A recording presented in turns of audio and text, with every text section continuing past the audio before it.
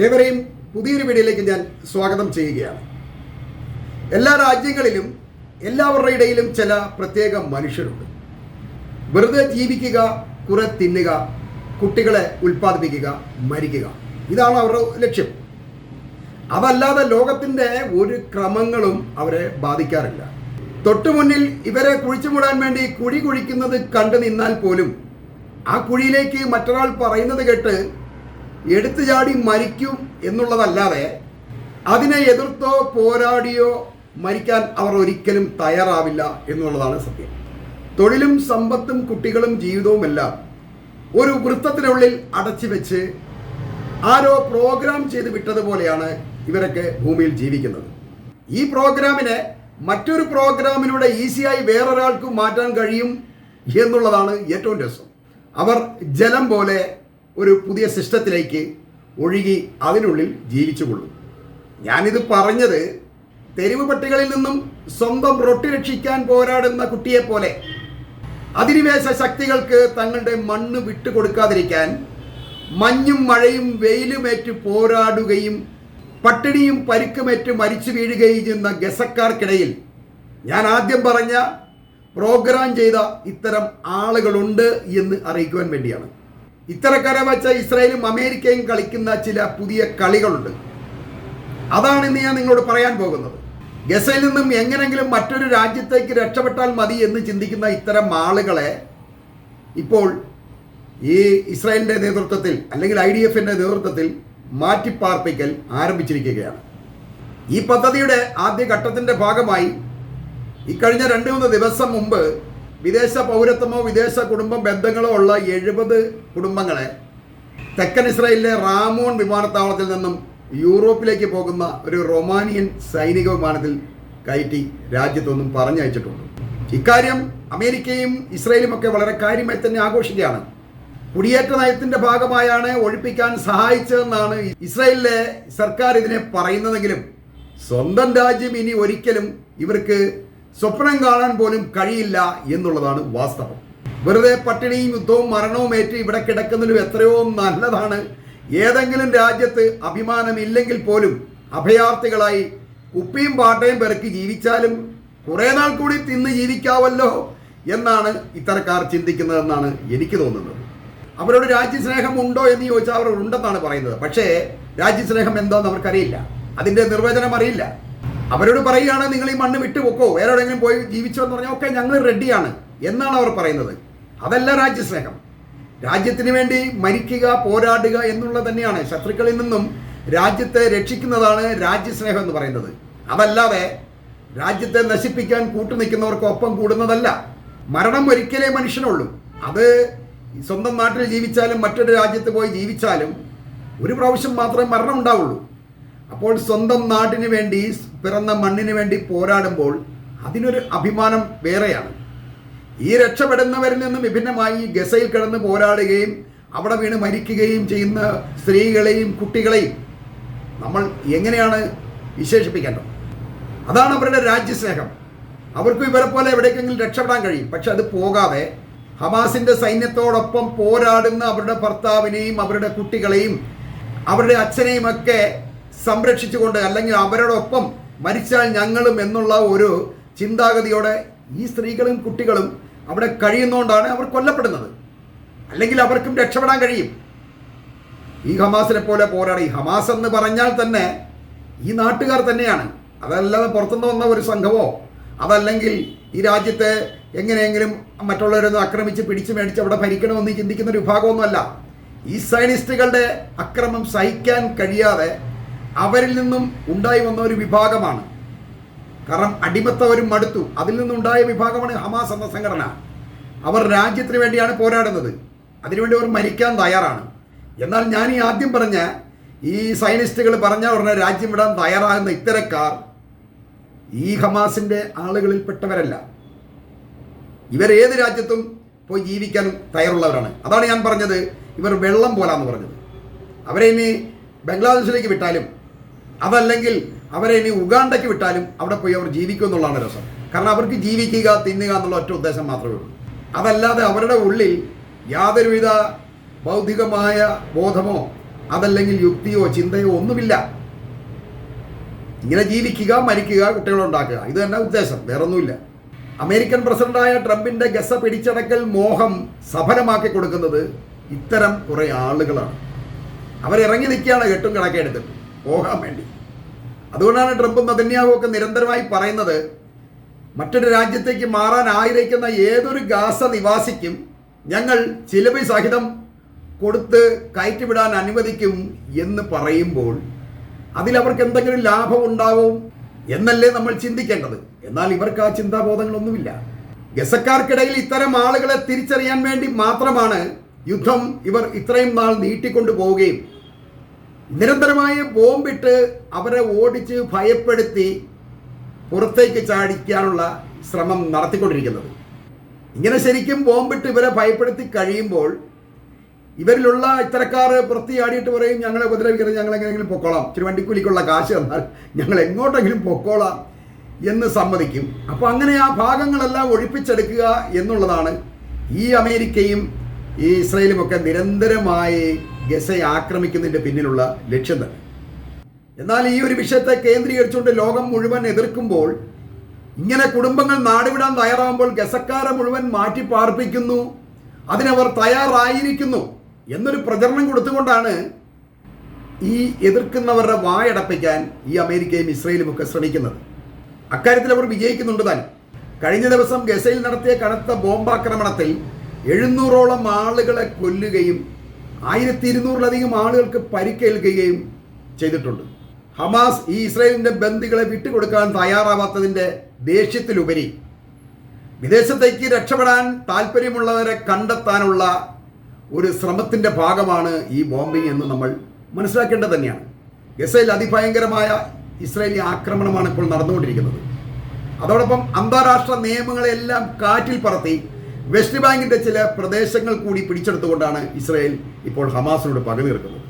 ഗസയുടെ പ്രധാന ഭാഗങ്ങളായ വടക്കൻ ഗസ, മധ്യ ഗസ, ഖാൻ യൂനിസ്, റഫ എന്നീ സ്ഥലങ്ങളുടെ ചില ഭാഗങ്ങൾ ഇസ്രായേൽ സൈന്യം ഇപ്പോൾ ആക്രമിച്ച് പിടിച്ചെടുത്ത് ഇരിക്കുകയാണ്. ഈ ഭാഗങ്ങൾ ഇസ്രായേലിന്റെ ഭാഗമായി പ്രഖ്യാപിച്ചുകൊണ്ട് 13 സെറ്റിൽമെന്റുകൾ പണിയാനും അവിടേക്ക് ഈ ജൂതന്മാരെ കൊണ്ട് താമസിപ്പിക്കാനും ഒക്കെയാണ് പ്രതിരോധ മന്ത്രി കാറ്റ്സ് ഇപ്പോൾ ഓർഡർ ഇട്ടിരിക്കുന്നത്. ബന്ദികളെ മോചിപ്പിക്കാൻ ഹമാസ് എത്രയധികം വിസമ്മതിക്കുന്നുവോ അത്രയധികം പ്രദേശങ്ങൾ അവർക്ക് നഷ്ടപ്പെടും, അത് ഇസ്രായേലിനോട് കൂട്ടിച്ചേർക്കപ്പെടും എന്നാണ് കാറ്റ്സ് പറഞ്ഞിരിക്കുന്നത്. എന്നാൽ നിങ്ങൾ മനസ്സിലാക്കേണ്ടത്, ഇതിനു മുൻപ് 1964 മുതൽ 3 അതിലധികമോ തവണ ഇസ്രായേൽ റഫ പിടിച്ചെടുത്തിട്ടുണ്ട് എന്നുള്ളതാണ് രസം. അത് അവരുടെ സ്വന്തം രാജ്യത്തിൻ്റെ ഭാഗമായി മാറ്റിയിട്ടുമുണ്ട്. എന്നിട്ടും റഫ ഇപ്പോഴും ഹമാസിൻ്റെയോ അല്ലെങ്കിൽ പലസ്തീനിൻ്റെയോ കൈവശമല്ലേ? അതെങ്ങനെ സംഭവിച്ചു എന്നാണ് നമുക്ക് ചിന്തിക്കേണ്ടത്. ഭൂമി പിടിച്ചെടുത്താൽ ഹമാസ് എന്ന ഗറില്ലകൾക്കെതിരായുള്ള യുദ്ധത്തിൽ നെതന്യാഹു ജയിച്ചു എന്ന് നമുക്ക് പുറമേ തോന്നിയേക്കാം. എന്നാൽ അതൊരു വെറും തോന്നൽ മാത്രമാണ്. ആയുധവും സൈന്യവും ഉള്ളവനെ സംബന്ധിച്ച് പിടിച്ചെടുക്കൽ എളുപ്പമാണ്, എന്നാൽ അത് നിലനിർത്താനാണ് പാട്. ഇസ്രായേൽ അനുഭവിക്കുന്ന ഏറ്റവും വലിയ വിഷമവും അതുതന്നെയാണ്. ഈ പലസ്തീനിൽ നിന്നും ഇസ്രായേൽ പിടിച്ചെടുത്ത പ്രദേശങ്ങളിൽ കുടിയേറ്റക്കാർ താമസിക്കാൻ വിസമ്മതിക്കുകയാണ്. അവിടെ ഒരു സൈനിക പോസ്റ്റ് നിലനിർത്താൻ മാത്രമേ ഇപ്പോൾ ഇസ്രായേലിന് കഴിയുന്നുള്ളൂ എന്നുള്ളതാണ് രസം. ഇതിനു മുമ്പ് പിടിച്ചെടുത്ത സിറിയയുടെയും ലെബനോൻ്റെയൊക്കെ പ്രദേശങ്ങൾ ഇപ്പോഴും വിജനമാണ്. അവിടെ ആർക്കും താമസിക്കാൻ പോലും ധൈര്യമില്ല. ഇസ്രായേൽ എന്ന രാജ്യം വിസ്തൃതമാക്കുമെന്ന് പറയുമ്പോഴും ഇത്തരം പ്രദേശങ്ങൾ ഒരിക്കലും ഈ ടൗൺഷിപ്പിലേക്ക് എത്തില്ല എന്നുള്ളതാണ് വാസ്തവം. ഇന്നും 1964 മുമ്പുള്ള അതേ അവസ്ഥയിൽ തന്നെയാണ് ഈ പ്രദേശങ്ങൾ ഇപ്പോഴുള്ളത്. ഇസ്രായേൽ ഇപ്പോഴും ചെറിയ രാജ്യം തന്നെയാണ്, അത് നമ്മൾ കാണേണ്ടതുണ്ട്. എന്നാൽ അവർക്ക് ഈ പിടിച്ചെടുത്ത പ്രദേശങ്ങളെല്ലാം കൂടെ കൂടിയിട്ട് വലിയൊരു ടൗൺഷിപ്പ് ഉണ്ടാക്കി ഇസ്രായേലിനെ വികസിക്കാൻ മേലെ ഈ ടെല്ലവീവിൽ കിടന്ന് എല്ലാവരും കൂടെ തൂങ്ങേണ്ട ആവശ്യമുണ്ടോ? പക്ഷെ അതിന് കഴിയില്ല എന്നുള്ളതാണ് രസം. പുറത്തേക്ക് നോക്കുമ്പോൾ ഇസ്രായേൽ ഇങ്ങനെ അത് പിടിച്ചെടുത്തു എന്ന് പറയുന്നല്ലാതെ അതൊരിക്കലും അവർക്ക് ഉപയോഗിക്കാൻ കഴിഞ്ഞിട്ടില്ല. പിടിച്ചെടുത്ത ചില അതിർത്തി പ്രദേശങ്ങളിൽ കൃഷിക്കായി ഇവർ ഉപയോഗിക്കുന്നുണ്ടെന്നൊക്കെ പറയുന്നുണ്ട്. പക്ഷേ ഇതിൽ ഏറ്റവും കുഴപ്പമുള്ള വെച്ചാൽ ഈ കൃഷി ചെയ്യുന്നവൻ കൃഷി സ്ഥലത്തേക്ക് പോയി തിരിച്ചെത്തുക എന്നുള്ളത് ഏറ്റവും ഭയപ്പെടുത്തുന്ന ഒരു സംഗതിയാണ്. അതിന് ജൂതർ തയ്യാറല്ല. ഈ പ്രദേശങ്ങളിൽ സർക്കാർ ചുമ്മാ കൊടുത്താൽ പോലും ഒറ്റയെടുത്തിനും വേണ്ട. കാരണം അവിടെ പോയി കൃഷി ചെയ്താൽ കൃഷി വിളവെടുക്കാൻ ഈ ചെയ്യുന്നവൻ ഉണ്ടാവില്ല എന്നുള്ളതാണ് രസം. അതിനപ്പുറം വന്ന് പലസ്തീനികളെ തീർത്ത് കളയും. കാരണം അവരുടെ സ്ഥലം അതിക്രമിച്ച് കയറി അവിടെ ഒരുത്തൻ കൃഷി ചെയ്യുമ്പോൾ നമുക്കാരും സഹിക്കുമോ? നമ്മുടെ സ്ഥലത്ത് വേറൊരുത്തൻ കയറിയിട്ട് അവൻ സ്വന്തമാക്കി വെച്ചുകൊണ്ട് അവിടെ കൃഷി ചെയ്ത് അവൻ ആദായം എടുക്കുമ്പോൾ നമ്മൾ സമ്മതിക്കില്ലല്ലോ. നേരെ എന്ന് വെടിവെച്ച് കൊല്ലും. അത് തന്നെയാണ് നടക്കുന്നത്. അതുകൊണ്ട് തന്നെ ഈ പ്രദേശങ്ങളിൽ യാതൊരു കൃഷി പോലും ഇപ്പം നടക്കുന്നില്ല എന്നുള്ളതാണ് രസം. യാതൊരു വരുമാനവും ഇല്ലാത്ത ഈ പ്രദേശങ്ങളിൽ സൈനിക പോസ്റ്റുകൾ നിലനിർത്താൻ വേണ്ടി ഇസ്രായേൽ ഓരോ വർഷവും കോടിക്കണക്കിന് ഡോളറാണ് ചിലവഴിക്കേണ്ടി വരുന്നത്. ഇത് ഇസ്രായേലിൻ്റെ ബജറ്റിൽ കാര്യമായ വർധനവുണ്ടാക്കുന്നു എന്നുള്ളതാണ് വാസ്തവം. ഈ ബജറ്റ് ഇങ്ങനെ കയറി നിൽക്കുന്നത് കൊണ്ട് രാജ്യത്തെ ജീവിതം ചെലവേറിയതുമാവുകയാണ്. തന്നെയുമല്ല, ഈ ചെലവും താങ്ങി സമാധാനത്തോടെ ജീവിക്കാമെന്ന് ഒരു ജൂതൻ വിശ്വസിച്ചാൽ തന്നെ അവർക്ക് കഴിയുന്നില്ല എന്നുള്ളതാണ് ഏറ്റവും രസകരമായ സംഭവം. അവർക്ക് രാജ്യത്തിൻ്റെ പല ഭാഗത്തേക്കും സ്വതന്ത്രമായി സഞ്ചരിക്കാൻ പോലും കഴിയില്ല.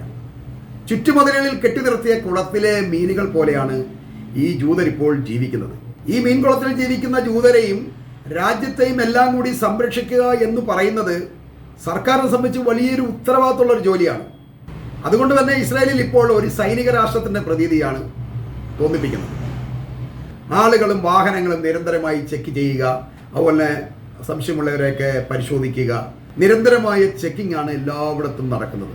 എവിടേക്ക് ഒരു യാത്ര പോയാൽ പോലും ഒരു 5-6 ചെക്കിംഗ് കഴിയാതെ ഒരു ജൂതന് പോലും കടന്നു പോകാൻ കഴിയില്ല എന്നുള്ളതാണ് ഏറ്റവും രസം. അതുകൂടാതെ ഈ സൈന്യവും ജനങ്ങളും തമ്മിൽ എപ്പോഴും സംശയമാണ്. അതിപ്പോൾ വർദ്ധിച്ചിട്ടുണ്ട്. കാരണം ജനങ്ങളുടെ ഇടയിൽ നിന്ന് ഒറ്റുകാർ കൂടിയിട്ടുള്ള കാരണം ആ സംശയം വർദ്ധിച്ചിരിക്കുകയാണ്. അതുകൊണ്ട് തന്നെ ഈ ചെക്കിങ് കൂടുകയാണ് ചെയ്യുന്നത്. അതുകൂടാതെ പലസ്തീനിൽ നിന്നും അല്ലെങ്കിൽ പുറത്തു നിന്നുള്ള തീവ്രവാദ ഭീഷണികളും ഇസ്രായേലിനെ വല്ലാതെ അലട്ടുന്നുണ്ട്. ഇതിനെല്ലാം പുറമെ ഇപ്പം യുദ്ധമില്ലെങ്കിൽ പോലും ഈ പലസ്തീനികളിൽ നിന്നുള്ള കല്ലേറ് നിസ്സാരമായ ഒരു കാര്യമൊന്നുമല്ല. അതിനെ തുടർന്ന് വെടിവെപ്പ്, അങ്ങനെ തുടർച്ചയായ സംഘർഷങ്ങളിലൂടെയാണ് ഇസ്രായേൽ എക്കാലവും മുന്നോട്ട് പോയിക്കൊണ്ടിരിക്കുന്നത്. ഈ നിരന്തരമായ സംഘർഷങ്ങൾ മനുഷ്യ മനസ്സിന് ഒരിക്കലും താങ്ങാൻ കഴിയില്ല. അത് ജൂതരാണെന്ന് പറഞ്ഞാൽ അവർക്ക് പ്രത്യേക മനസ്സൊന്നുമില്ലല്ലോ. അവർക്കും താങ്ങാൻ കഴിയില്ല. എല്ലാവരും ഒരുപോലെ ചങ്കുറപ്പുള്ളവരല്ലല്ലോ. ഇതുകൊണ്ടൊക്കെയാണ് ജൂതർ സ്വന്തം രാജ്യം വിട്ട് മറ്റു രാജ്യങ്ങളിലേക്ക് കുടിയേറാനും അവിടെ പൗരത്വം നേടാനും ഒക്കെ ശ്രമിക്കുന്നത്. എന്നാൽ യുദ്ധം മൂലം വിദേശത്തും ഇപ്പോൾ ജൂതർ ഒറ്റപ്പെടുകയാണ് എന്നുള്ളതാണ് സത്യം. ജൂതർക്കെതിരെ വൻ പ്രതിഷേധങ്ങളാണ് എല്ലായിടത്തു നിന്നും ഇപ്പോൾ ഉയരുന്നത്. ഇത് ഞാൻ പല വീഡിയോകളിലും പറഞ്ഞിട്ടുണ്ട്. അത് കാരണം വിദേശത്ത് ജീവിക്കുന്ന ജൂതർ ഇന്ന് ഇസ്രായേലിലുള്ള ജൂതരെക്കാൾ കൂടുതലധികം മാനസിക സംഘർഷം അനുഭവിക്കുന്നുണ്ട് എന്നുള്ളതാണ് കണക്കുകൾ സൂചിപ്പിക്കുന്നത്. അമേരിക്കയിൽ ട്രംപ് വന്നതോടുകൂടി ജൂതർക്കെതിരായിട്ട് പ്രതിഷേധിക്കുന്നവരെ അറസ്റ്റ് ചെയ്യുകയും ജയിലിലടയ്ക്കുകയും അല്ലെങ്കിൽ നാട് കടത്തുകയൊക്കെ ചെയ്യുന്നത് ജൂതർക്കെതിരെ കൂടുതൽ വിരോധം വർദ്ധിക്കാനും കൂടി ഇപ്പോൾ കാരണമായിട്ടുണ്ട്. അമേരിക്കൻ ക്രിസ്ത്യാനികൾക്കില്ലാത്ത പ്രൊട്ടക്ഷൻ വിദേശികളായ ജൂതർക്ക് എന്തിനു നൽകുന്നു എന്നാണ് അമേരിക്കൻ പ്രൊട്ടസ്റ്റുകൾ ഇപ്പോൾ ചോദിച്ചു തുടങ്ങുന്നത്. വിദേശത്തും സ്വദേശത്തുമുള്ള ജൂതരുടെ മാനസിക നില ഇസ്രായേൽ സർക്കാരിന് നന്നായിട്ട് അറിയാവുന്നത് കൊണ്ടാണ് ഇസ്രായേൽ ഏറ്റവും സുരക്ഷിതമായ രാജ്യം എന്ന് അവർ പരസ്യം ചെയ്തുകൊണ്ടിരിക്കുന്നത്. ഇത് യാഥാർത്ഥ്യത്തെ മറച്ചു വെക്കാനുള്ള സർക്കാരിൻ്റെ ബോധപൂർവമായ ഒരു ശ്രമമാണ് എന്ന് വേണം നമ്മൾ കരുതാൻ. സർക്കാർ പറയുന്നതെല്ലാം യാഥാർത്ഥ്യമാണ്, ആരും പേടിക്കേണ്ട, ഇസ്രായേൽ വളരെ സുരക്ഷിതമാണ് എന്ന് തെളിയിക്കാൻ വേണ്ടിയാണ് അവർ അയൺ ഡോമിൻ്റെയും ഈ മർക്കാറെ ടാങ്കുകളുടെയും അതുപോലെ അതിർത്തിയിലെ കമ്പിവേലികളുടെ ചാരക്കണ്ണുകളെക്കുറിച്ചൊക്കെ മഹത്വം ഇങ്ങനെ സ്ഥിരമായിട്ട് വിളമ്പിക്കൊണ്ടിരിക്കുന്നത്. എന്നാൽ ഈ ബോംബിനെ മൊത്തം പൊളിച്ചുകൊണ്ടാണ് 2023 ഒക്ടോബർ 7 ഹമാസ് ഇസ്രായേലിലെ വേലി പൊളിച്ചിട്ട് കടന്നു കയറി ഈ 1200 പേരെ കൊല്ലുകയും 300 പേരെ ബന്ദികളാക്കി പിടിച്ചുകൊണ്ട് പോവുകയൊക്കെ ചെയ്തത്. ഇങ്ങനെ ഈ കടന്നു കയറി ആളുകൾ പിടിച്ചുകൊണ്ട് പോയതിലൂടെ ലോകത്ത് ഒരു സൈന്യവും ഇല്ലാത്ത ഒരു രാജ്യത്ത് പോലും കേട്ടുകേൾവിയില്ലാത്ത കാര്യമാണ് ഇസ്രായേലിന് സംഭവിച്ചത്. ഇത് സൈനിസത്തിന് വലിയ നാണക്കേടിൻ്റെ ഗതികേടിലേക്കാണ് എത്തിച്ചത്. അവസാനം അതിൻ്റെ ഉത്തരവാദിത്തം ഏറ്റെടുത്തുകൊണ്ട് സൈനിക തലവൻ തന്നെ സ്വയം രാജിവെക്കുക കൂടി ചെയ്തപ്പോൾ ഇസ്രായേലിൻ്റെ സൈനിക ദൗർബല്യം ലോകത്തിന് കൂടുതൽ വ്യക്തമാവുകയാണ് ഉണ്ടായത്. സത്യത്തിൽ ഒരിക്കലും ജയിക്കാൻ കഴിയാത്ത യുദ്ധമാണ് ഇപ്പോൾ ഇസ്രായേൽ ചെയ്തുകൊണ്ടിരിക്കുന്നത്. അതറിഞ്ഞിട്ടും വെസ്റ്റ് ബാങ്കിലെ പിടിച്ചെടുത്ത 13 ജൂത സ്ഥലങ്ങളെ പലസ്തീനിൽ നിന്നും വേർതിരിച്ച് സ്വതന്ത്രമാക്കാനുള്ള തീരുമാനം സ്വന്തം ജനങ്ങളെ കുഴപ്പത്തിലാക്കാനും അവരെ കൊലയ്ക്ക് കൊടുക്കാനുമുള്ള തീരുമാനമാണ് എന്ന് ഒരു വ്യക്തമായ കാര്യമാണ്. 2023 ഒക്ടോബർ 7 ഹമാസ് നടത്തിയ ആക്രമണം ആവർത്തിക്കുമോ എന്നൊരു ഭയം ഈ വെസ്റ്റ് ബാങ്കിൻ്റെ ഈ പ്രദേശങ്ങൾ ഇപ്പോൾ ഈ ഇസ്രായേലി ഗവൺമെൻറ് ഏറ്റെടുക്കുന്നതിലൂടെ ഇസ്രായേലികൾക്കിടയിൽ തന്നെ കൂടുതലായിട്ടുണ്ടായിട്ടുണ്ട്. എന്നാൽ വെസ്റ്റ് ബാങ്കിൽ തീവ്രവാദ പ്രവർത്തനങ്ങൾ തടയുന്നതിനും തീവ്രവാദത്തെ പിടിക്കാനുമൊക്കെ സൈന്യം പ്രത്യേക പോസ്റ്റുകളൊക്കെ ഏർപ്പെടുത്തിയിട്ടുണ്ട് എന്ന് പറഞ്ഞെങ്കിലും ജനത്തിന് അതൊന്നും വിശ്വാസമല്ല എന്നുള്ളതാണ് രസം. ഇസ്രായേലിൻ്റെ ഈ സൈന്യത്തിന് ഈ ജൂതരുടെ വീടുകളിൽ കയറി ഒപ്പം താമസിക്കാൻ കഴിയുമോ എന്നവർ പരിഹസിച്ച് ചോദിക്കുകയാണ്. കാരണം മറ്റൊരു വീട്ടിലേക്ക് കടന്നു കയറി വെടിവെച്ച് കൊന്നാൽ അത്രയേ ഉള്ളൂ. അല്ലെങ്കിൽ കൊണ്ട് എന്തെങ്കിലും ബോംബടിയോ മിസൈലടിക്കുകയോ ഒക്കെ ചെയ്താൽ ഈ സെറ്റിൽമെൻറ്റുകാരെല്ലാം തീരും, 13 ഒന്നായി മാറും. അങ്ങനെ സംഘർഷത്തിൻ്റെ നാളുകളുമായി രാജ്യം എത്ര കാലം നിലനിൽക്കും എന്ന ഭയം ഇസ്രായേലികൾക്ക് മുന്നിൽ ഇപ്പോഴും ഉണ്ട് എന്ന് പറഞ്ഞുകൊണ്ട് തന്നെ ഞാൻ ഈ വീഡിയോ ഇവിടെ അവസാനിപ്പിക്കും.